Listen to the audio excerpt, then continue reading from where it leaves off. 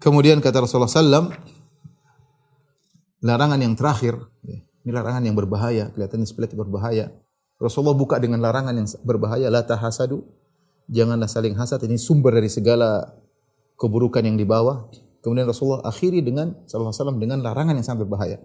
Wala yahqirahu, jangan kau rendahkan saudaramu. Jangan kau rendahkan. Ya. At-taqwa hahuna. Kata Nabi, ketakwaan itu tempatnya di sini, di dada, kata Rasulullah sallallahu alaihi wasallam. Wa yushiru ila sadri thalatha marrat. Rasulullah sallallahu alaihi wasallam tunjuk kepada dadanya 3 kali. Di sini. Takwa tempatnya di sini, takwa tempatnya di sini, takwa tempatnya di sini. Ya. Bukan pada penampilan, bukan pada keindahan lisan, bukan dari ketampanan, bukan daripada paras. Innallaha la yanzuru ila suwarikum wala ila ajsamikum walakin yanzur ila qulubikum. Allah tidak melihat kepada rupa kalian, Allah tidak melihat pada jasad kalian. Allah lihat pada hati kalian. Jangan terpedaya. Ya, kemudian Anda merasa hebat, Anda merendahkan saudara Anda. Takwa tempatnya di sini. Dan ini perkara yang tersembunyi. Rasul ingatkan bahwasanya masalah takwa yang tahu hanyalah Allah Subhanahu wa taala. Allah mengatakan, "Inna akramakum indallahi atqakum." Sungguhnya yang paling mulia di sisi Allah yang paling bertakwa di antara kalian. Nah, kita tidak tahu siapa lebih bertakwa, kita atau dia. Makanya dalam satu hadis, perhatikan hadis ini dalam satu hadis Rasulullah sallam, marra rajulun ala Nabi sallallahu alaihi wasallam, ada seorang lewat di hadapan Nabi sallallahu alaihi wasallam. Kemudian Nabi sallallahu alaihi wasallam berkata kepada orang yang duduk di sampingnya, wa huwa jalis, ma ra'yuka fi hadza? Bagaimana menurutmu tentang orang lewat ini? Ini orang hebat lewat. Apa kata sahabat yang ditanya oleh Nabi tentang orang yang lewat tadi? Kata sahabat ini, hadza min asyrafin nas. Ya Rasulnya orang mulia ya Rasul. Yang lewat tadi orang mulia, orang kaya, orang terkenal. Hadza in yakhtib hariyun in yakhtib an yunkah. Ini orang kalau dia ngelamar pasti diterima lamarannya. Siapa yang mau menolak lamaran orang seperti ini? Orang kaya, terkenal, orang hebat. Ini kalau ngelamar pasti diterima kata sahabat. Ya, wa in syaffa yusyaffa. Kalau dia beri syafaat, kasih memo, pasti memonya diterima karena dia orang terkenal dan orang terpandang. Wa in qala, kalau dia berkata, yusma, maka akan didengar perkataannya. Dia kalau ngomong orang dengar. Subhanallah. Ini zahirnya seperti itu. Zahirnya orang terpandang, kalau ngelamar pasti diterima, kalau beri syafaat pasti diterima syafaatnya, kalau bicara pasti didengar. Tsumma marra rajulun akhar, kemudian lewat seorang yang lain. Min fuqara'in nas, orang miskin. Maka Rasulullah bertanya lagi, "Ma ra'yuka fi hadza?" Kalau begitu menurutmu ini bagaimana? Maka sahabat berkata lagi, "Hadza hariyun in yakhtib alla yunkah." Ini orang kalau ngelamar pasti ditolak. Ini orang kalau ngelamar pasti ditolak. Ngelamar pakai motor butut jadi ditolak. Kemudian apa? Wa in syaffa'a la yusyaffa. Kalau dia memberi memo, memberi syafaat tidak diterima syafaatnya. Ya. Wa in takallam la yusma. Kalau dia ngomong enggak ada yang dengar. Apa kata Nabi sallallahu alaihi wasallam? Perhatikan.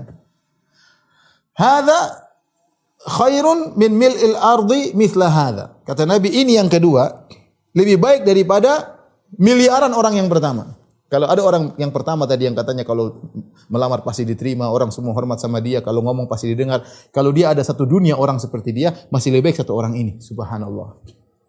Kata Nabi, hadza khairun min mil'il ardi mithla hadza. Ini lebih baik daripada sedunia orang seperti yang pertama. Kita hanya bisa menilai secara zahir, batin kita enggak tahu. Batin kita enggak tahu. Dalam hadis lagi dalam Sahih Bukhari dan Sahih Muslim, kata Rasulullah SAW, lam yatakallam fil mahdi illa thalatha. Tidak ada bayi ngomong ketika masih digendong kecuali 3 orang. Nabi Isa, kemudian Sahib Juraij, yang ketiga. Ada 3, yang 3, seorang ibu sedang menggendong anaknya. Kemudian tiba-tiba ada seorang lewat, orang kaya. Maka ibunya berdoa, Allahumma ja'al ibni mithla hadha. Ya Allah, jadikanlah anakku seperti orang lewat ini, orang terkenal. Ya. Maka tiba-tiba sang anak lepas teteknya, dia berkata, jangan ya Allah. Dia ngomong, enggak mau saya jadi orang seperti itu. Ibunya heran. Kemudian lewat seorang wanita, budak, kemudian mungkin lagi dimarah-marahin orang.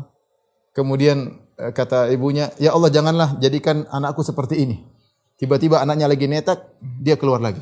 Dia lepas lagi teteannya, kemudian dia berkata, ya Allah jadikanlah aku seperti orang ini. Ibunya bertanya sama dia, kenapa kau berdoa? Oke, saya berdoa, kau bantah doa saya. Ya. Maka Dia jelaskan ini orang enggak benar, yang ini meskipun dianggap dituduh dia mencuri, berzina, padahal dia tidak mencuri dan tidak berzina yang kedua. Ya. Jadi kita jangan terpedaya dengan casing luar.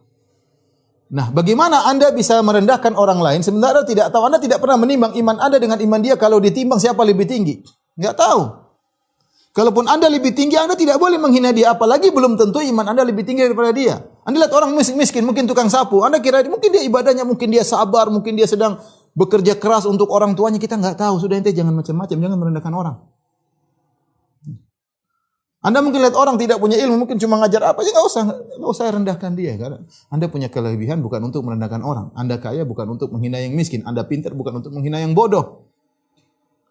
Ya, enggak. Karena ingat, at-taqwa hahuna, kata Nabi, takwa tempatnya di hati. Anda enggak pernah bisa mengukur, karena ini amalan tidak terlihat. Tidak ada yang tahu. Oleh karenanya, perkataan Ibnu Daqiqil Id sangat indah ketika dia mensyarah hadis ini, mengatakan bagaimana seorang ya biasa memberi minasyari an yahkir akhul muslim. Seorang dikatakan buruk, bahkan terburuk ketika merendahkan orang lain. Kenapa tidak mungkin dia merendahkan orang kecuali karena dia sombong. Dia sombong, dan sombong dosa besar. Anda merendahkan orang lain menunjukkan Anda sombong. Makanya Allah mengatakan, ya ayyuhalladzina amanu la yaskhar qaumun min qaumin asa an yakunu khairan minhum wala nisa'un min nisa'in asa an yakuna khairan minhunna. Wahai orang beriman, janganlah sebagian kalian mengejek sebagian yang lain, merendahkan, menghina. Bisa jadi yang direndahkan lebih baik daripada yang merendahkan. Bisa jadi yang direndahkan lebih baik daripada yang mengejek. Kenapa kata para ulama kalau antum baca buku tafsir? Karena biasanya yang mengejek itu sombong biasanya. Dan sombong itu dosa sangat besar. La yadkhul jannata man kana fi qalbi mithqalu dzarratin min kibr. Tidak masuk surga seorang dalam hatinya ada kesombongan meskipun sebesar zarah. Sebesar zarah saja. Kesombongan kecil aja ente tidak masuk surga. Ente anggap itu sepele, enggak sepele, itu besar dosa sombong itu. Bahaya. Kenapa Anda sampai merendahkan? Kecuali Anda merasa diri Anda tinggi. Anda ujub sehingga Anda merendahkan. Al-kibr batarul haq wa ghamtun nas. Sombong adalah menolak kebenaran dan merendahkan manusia. Dalam sebagian riwayat ghamsun nas, yang meremehkan. Ya, meremehkan. Dalam sebagian riwayat al-kibr adalah izjira'un nas, meremehkan manusia, merendahkan manusia. Ya, merendahkan. Meremehkan, menghina, ya, ketakwaannya, menghina ilmunya, menghina keimanannya. Ya, tidak usah. Nanti kalau beriman bukan untuk merendahkan yang lain. Anda kalau pintar bukan untuk merendahkan orang yang bodoh, hendak. Anda sayang sama mereka, Anda ajarkan ilmu kepada mereka, bukan untuk jadi bahan ejekan. Kalau Anda menghina, ya, dan itu keluar dari mulut orang. Orang yang suka merendahkan, suka nyinyir, hati-hati. Nyinyir ini. Ini orang ujub yang suka nyinyir. Ya ente, kalau ada saudara, ente sama muslim kan, kalau dia terjerumus Islam, Anda kasihan, bukan ente nyinyir. Anda kasihan. Bukan ente buat bahan nyinyiran, merendahkan, ya, dan yang lainnya. Bisa jadi orang yang Anda nyinyir lebih baik daripada Anda yang menyinyir. Oleh karena ini dosa kelihatannya sederhana ya. Tapi ini bahaya karena berkaitan dengan kesombongan.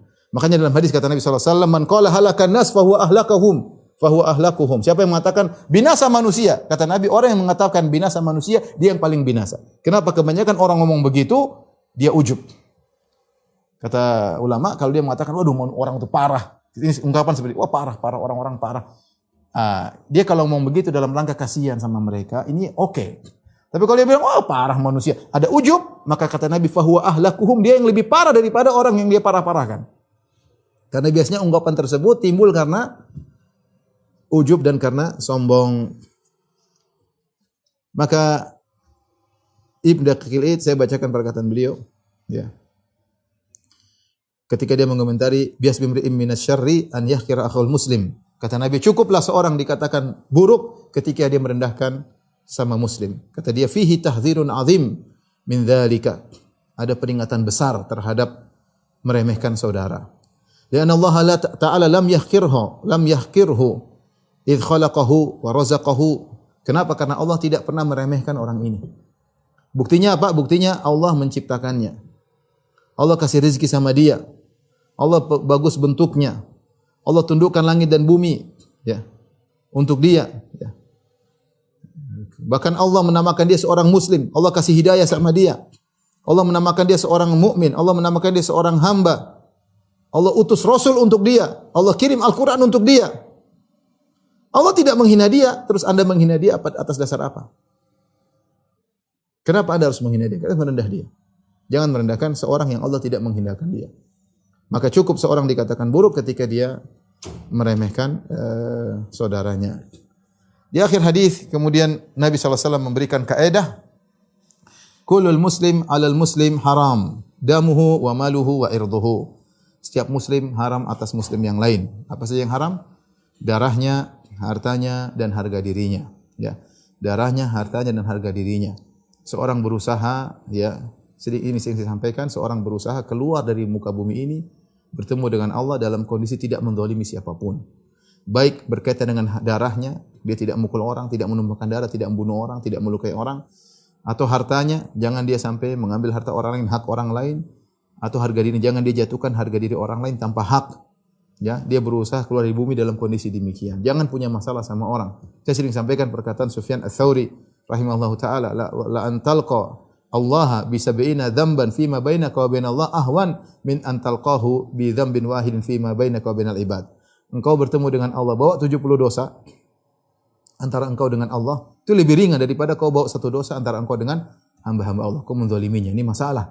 Kenapa? Karena hukum asal Allah Subhanahu wa taala adalah Ghafurur Rahim. Allah Maha Pengampun lagi Maha Penyayang. Ente punya dosa antara engkau dengan Allah, Allah insyaallah maafkan. Allah mudah memaafkan. Allah sangat baik, lebih baik daripada ibu kita terhadap diri kita. Lebih baik daripada ibu kita sendiri, lebih baik daripada ayah kita. Allah lebih baik. Allah mudah memaafkan. Tapi kalau engkau meninggal dalam kondisi berbuat zalim sama orang, asalnya dia akan nuntut. Hari kiamat mengerikan. Jangankan teman, seorang ibu akan nuntut anaknya. Seorang ayah akan nuntut anaknya, anak akan nuntut ibunya, suami akan nuntut istrinya, istrinya akan nuntut suaminya. Ini terjadi. Makanya sebagian salaf menafsirkan, fa idza ja'atis sakhah yauma yafirrul mar'u min akhihi, ketika ditiupkan sangkakala hari kiamat kelak, seorang akan lari dari saudaranya, wa ummihi wa abihi, akan kabur dari ibunya, kabur dari ayahnya, wa sahibatihi wa bani, dia akan kabur dari istrinya, kabur dari anak-anaknya. Kenapa? Takut dituntut. Dituntut oleh mereka. Dia takut dituntut oleh anaknya. Dia takut dituntut oleh istrinya. Dia padahal teman tidurnya, anak-anak yang buah hatinya. Dia takut, dia kabur. Ya. Bagaimana kalau Anda menzalimi orang lain, menzalimi teman, dia akan nuntut. Maka berusaha seorang untuk meninggal bertemu dengan Allah, kemudian tidak punya urusan dengan orang lain. Kalau kita cek sekarang, kita punya masalah apa dengan orang? Saya menumpahkan darah orang kah? Saya memakan harta orang kah? Saya menjatuhkan harga diri orang? Kita cek. Kalau ada kita segera selesaikan sebelum kita meninggal dunia. Makanya ketika ada seorang nulis surat kepada Ibnu Umar, dia mengatakan, ya Ibnu Umar, ajarkanlah kepadaku ilmu seluruhnya, seluruh ilmu. Maka apa jawaban Ibnu Umar? Al ilmu katsir, ilmu itu luas, banyak. Bagaimana saya mau jelaskan semuanya? Tapi kesimpulannya, ini istata'ta antalqallah. Jika kau mampu untuk bertemu dengan Allah dalam kondisi ya khafifadz zahar, khamisal batan, kafal lisan, ya, mulaziman li jama'atil muslimin faf'al. Kata Ibnu Umar, tapi kalau kau mampu bertemu dengan Allah dalam kondisi khafifadz zahar, punggungmu ringan, yaitu tidak ada beban hak orang lain yang kau pikul. Tidak ada hak orang lain yang kau pikul. Khamisal batan, tidak ada perut kosong, dalam arti tidak ada makanan haram yang kau makan. Kafal lisan, kau jaga lisan, kau tidak menjatuhkan harga diri orang lain. Dan kau tidak memberontak dari pemerintah kaum muslimin, lakukanlah. Inilah kesimpulan ilmu. Maka di sini mengingatkan, hati-hati sama muslim ada yang haram. Jangan kau tumpahkan darahnya, jangan kau ambil hartanya, dan jangan kau jatuhkan harga dirinya.